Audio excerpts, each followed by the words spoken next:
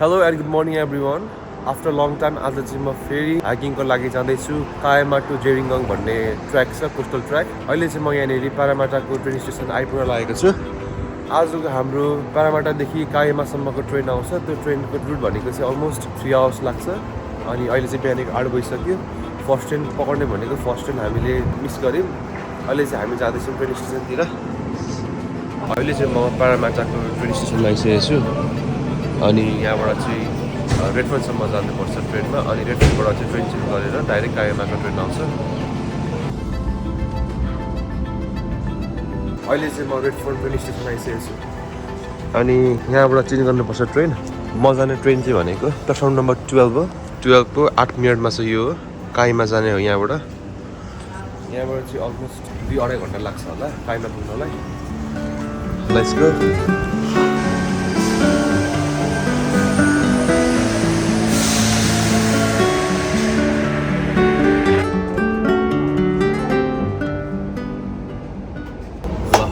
साथीहरू अहिले चाहिँ हामी यो वरमबडा भन्ने ठाउँमा आएको छौँ। हामी हिँडेको चाहिँ रेडफोनबाट हो। त्यहाँबाट यहाँ आउनुलाई चाहिँ अलमोस्ट 1 आवर जति हुन लाग्यो होला। हाम्रो बाटो एकदम राम्रो छ। यहाँको सिनहरू एकदम ब्युटिफुल सिनहरू हुँदै हामी गइरहेको छौँ।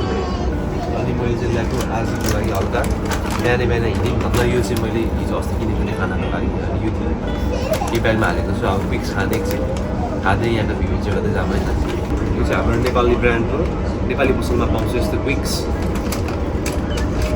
खाँदै जानुपर्छ। हाम्रो यात्रा अगाडि बढ्दैछ। हाम्रो वेदर चाहिँ बाहिरको तर अलिकति गर्मी छ। यो ट्रेनमा चाहिँ एकदमै चिसो बनाएर साथीहरू हेरौँ त यस्तो राम्रो बाहिरको भ्यू छ। क्यामेरामा चाहिँ खासै राम्रो देखेको छैन होला बाहिरको भ्यू, तर आँखाले हेर्दाखेरि एकदम ब्युटिफुल भ्यू छ। कायमा आउनु मन छ भने चाहिँ हजुरहरू ड्राइभ गरेर पनि आउनु मिल्छ, नभए किन यसरी ट्रेनमा नि आउनु मिल्छ। अनि ट्रेनमा पनि जोस रमाइलो हुन्छ। मजाले लङ टाइपको हुन्छ। यसो सुतेर आनन्दले आउनु मिल्छ।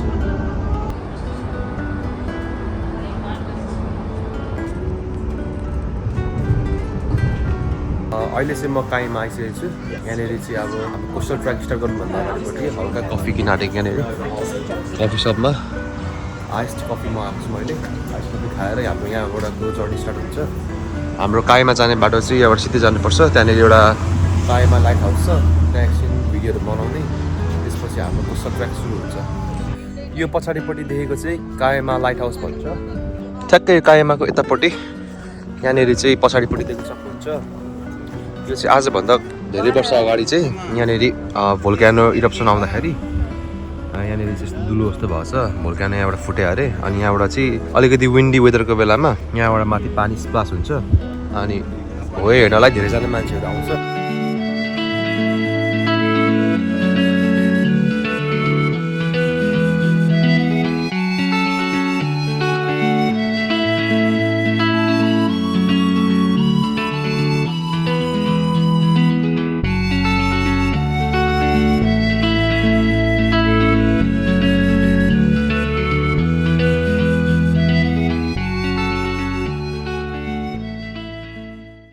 अब चाहिँ म पर कायमा लाइट हाउस यो ड्रोन सट देखिसक्नु भयो होला। यहाँबाट चाहिँ म जाँदैछु जेरिङगङतिर। आजको वेदर अघि बिहान एकछिन पानी परेको छ, तर अहिले चाहिँ पुरै घाम लागेको छ। देख्न सक्नुहुन्छ सो सनी डे, चरको घाम लागेको छ। अनि उपर देखेको चाहिँ त्यो सर्फ बिच हो। यो बिच हुँदै हामी आउनुपर्छ। सुरुमा कायमाबाट सर्फ बिच हुँदै अनि यो चाहिँ कोस्टल ट्र्याक हो। यस्तो बाटो हुन्छ। यतापट्टि बिचको छेउछेउबाट हिँड्नु मिल्छ। एकदमै राम्रो छ आजको वेदर।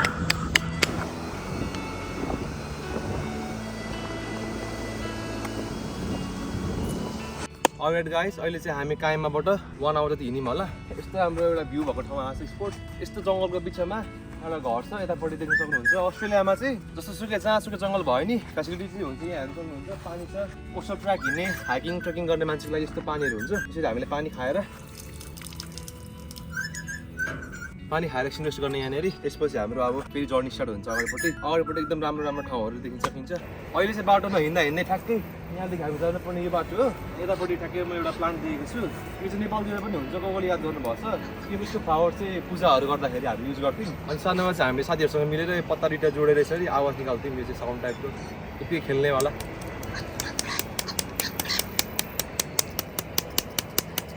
साउन्ड कस्तो लाग्यो भन्ने होला कृपया। त्यही हो गाइस, ल आज हामी हिँड्नु टन्नै छ, आधी बाटो आयो बल्ल। अलिकति भिड एकदम बवाल छ।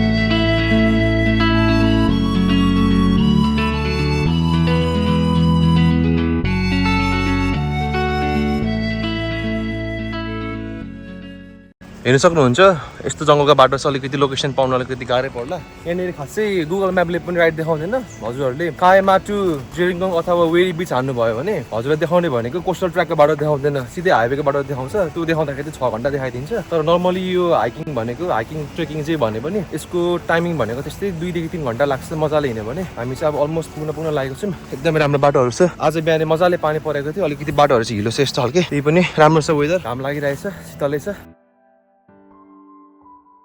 अलराइट, यस्तो राम्रो पछाडिपट्टिको भ्यू छ ब्याकग्राउन्ड भ्यूमा। पर देख्न सक्नुहुन्छ एकदमै ग्रासल्यान्ड हरियो खालके छ। आजको वेदर नि घाम लागे पनि ठिक छ हिँड्नको लागि चाहिँ। पर गाईहरू भयो, घोडाहरू चरेको देख्न सकिन्छ। एकदमै ब्युटिफुल भ्यू छ। आजको दिन राम्रो गइरहेछ। अनि उहाँ पर चाहिँ एउटा ट्र्याक छ, त्यहाँबाट ट्रेन कुद्छ। हो त्यो ट्रेन चाहिँ ठ्याक्कै पाहाडको भित्रबाट पसेर उताबाट निस्किन्छ। त्यो म देखाइहाल्छु अहिले एकछिनमा ड्रोन सटतिर। ओके, अहिले चाहिँ यहाँनिर ठ्याक्कै बिच बाटोमा चौतारा छ। यस्तो मजाको हुन्छ ठाउँमा बस्नको लागि चौतारा, खानेपानीहरूको सबै फेसिलिटी हुन्छ। अनि बाटोमा चाहिँ मैले अघि बानमिन भन्ने हुन्छ, यो भियतनामिज टाइपको रोल हो, कोक रोल किनेको थिएँ। बिहान चाहिँ के खाएको छैन, एउटा केरा खाएको थिएँ, चिज बल अलिकति, अनि पानी मात्रै खाएको थिएँ, अनि जस्ट कफी त्यति मात्रै हो। अहिले 3 बज्न लागिसक्यो, एकदम भोक लागिरहेछ। अब लुक बानमिन, यो चाहिँ पोक बानमिन हो, भित्र क्यारोट, पोर्क अनि लेटस हुन्छ। Let's have a try.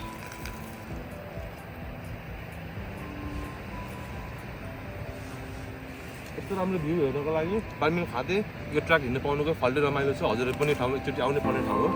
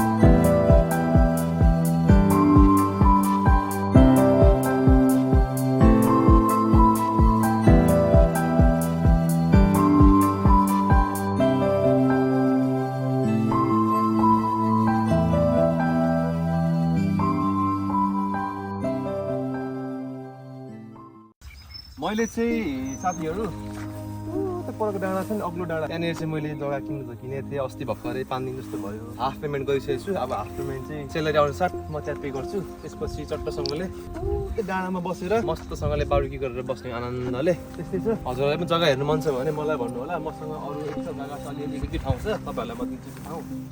त्यही हो, मिलेर बस्नुपर्छ, छिमेकी भएर बस्नुपर्छ ठाउँमा। त्यही भन्दै अगाडि बढौँ, हाम्रो यात्रा जारी छ। फाइनली गाइस, म चाहिँ वेरी बिच आइसकेको छु। यो भनेको चाहिँ काइन्ड अफ रिभर, खोला हो यो। अनि यतापट्टि चाहिँ समुद्र, विशाल समुद्र छ यतापट्टि। ठ्याक्कै त्यहाँनिर चाहिँ खोला र समुद्रको मिलन हुन्छ। त्यसपछि जान्छ खोला सागरमा। अब यो महासागर पाउनुपर्ने हुन्छ। म जानुपर्ने पर देख्नु भएको त्यो घरहरू हो, त्यहाँ जानुपर्ने छ। यो खोला तर्नुपर्छ।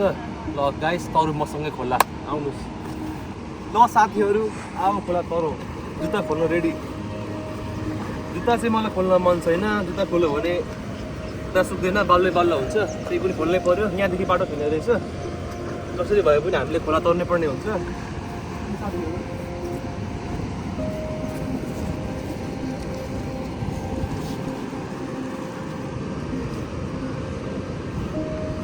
अस्ट्रेलिया आइकन जिन्दगीमा पहिलोचोटि आज खोला तर्दैछु खोला तरेको अनुभव एकदमै रमणीय भइरहेको छ आहा ठन्डी ठन्डी कुल कुल पानी आएको छ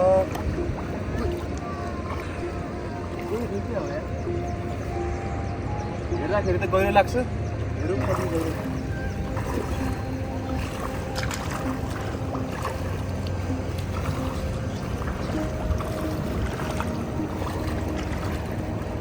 साथीहरू यो चाहिँ हो एमाजोन खोला यहाँ चाहिँ एकदम विशाल पानी बन्न रहन्छ